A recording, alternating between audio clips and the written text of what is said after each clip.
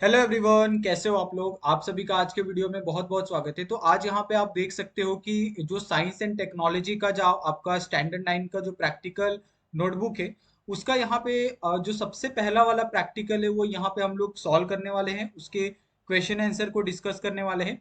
अगर आप इस प्रैक्टिकल में देखोगे तो यहाँ पे आपको टोटल 14 यहाँ पे प्रैक्टिकल दिए हैं। ओके, जिसके अंदर जो आज का जो सबसे पहला यहाँ पे प्रैक्टिकल है, to study the Newton's law of motion, इसको यहाँ पे डिस्कस करेंगे और इसके क्वेश्चन आंसर को देखेंगे एक्सपेरिमेंट नंबर 1 के। ओके, तो अगर आप यहाँ पे देखोगे टाइटल यहाँ पे ऑलरेडी आपको दिया है एक्सपेरिमेंट नंबर 1 का, to study the Newton's law of motion.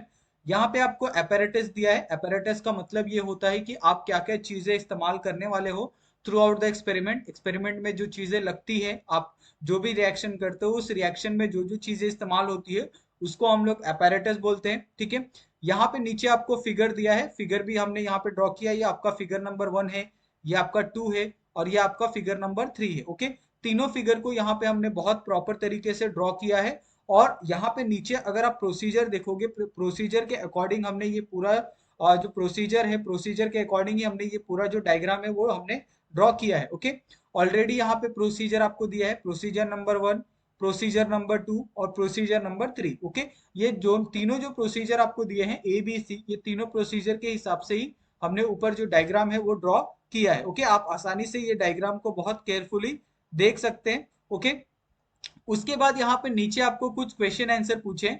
सबसे पहला यहाँ पे आप ऑब्जर्वेशन देख सकते हो, जहां पे आपको पूछा है कि observe the 3 procedure carefully and note down the observation. Okay, आपको क्या करना है, सिंपली आपको तीनों ऑब्जर्वेशन को बहुत केयरफुली, जितने भी आपको 3 प्रोसीजर यहाँ पे दिए हैं, आपको उसको बहुत अच्छे से देखना है। और उसके ऊपर आपको क्या, आप उसके ऊपर एक कंक्लूजन निकाल सकते हो, वो कंक्लूजन यहाँ पे आपको प्रोवाइड करना है। ओके, तो 3 कंक्लूजन यहाँ पे आप बहुत अच्छे से देख सकते हो।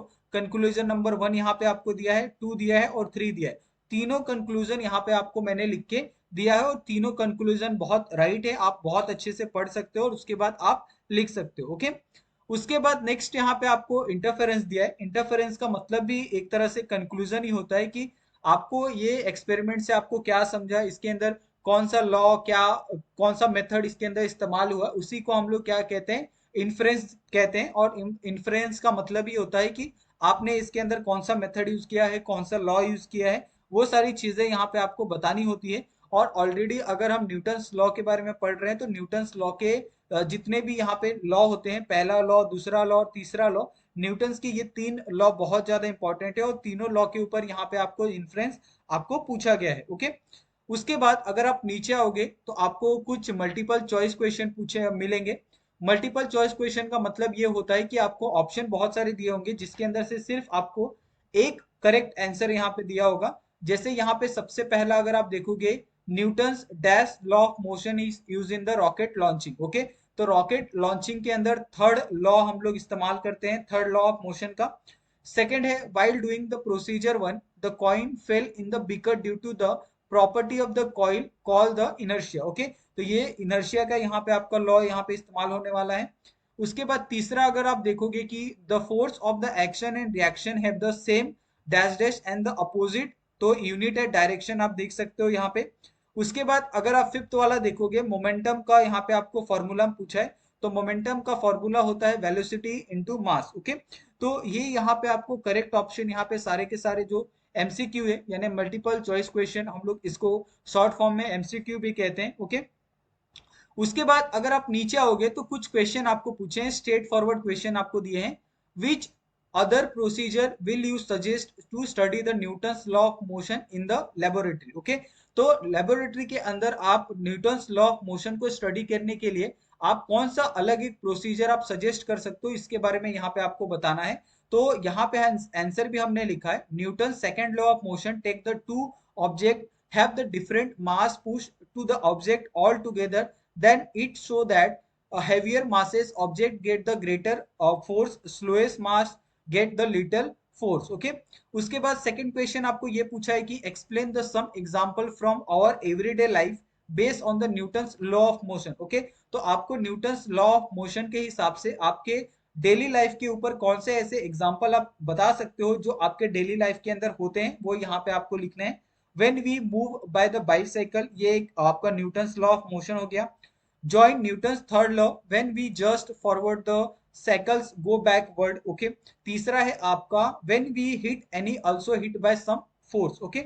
उसके बाद यहाँ पे तीसरा क्वेश्चन अगर आप यहाँ पे देखोगे कि explain the Newton's law of motion with the help of one single example in your daily life, okay. तो आपको न्यूटन्स लॉ ऑफ मोशन को आपके एक लाइफ के अंदर जो एक एग्जांपल है उससे आपको क्या करना है, यहाँ पे आपको एक्सप्लेन करना है। तो इसका आंसर सबका वेरी हो सकता है, अलग अलग हो सकता है। चाहो तो आप ये हमारा आंसर भी आप लिख सकते हो या फिर आप खुद का भी आंसर यहाँ पे आप लिख सकते हो, okay.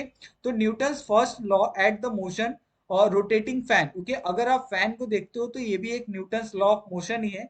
The fan rotating continuously in motion when a switch of an electricity board, the rotating after some time without electricity by its moment of inertia, okay।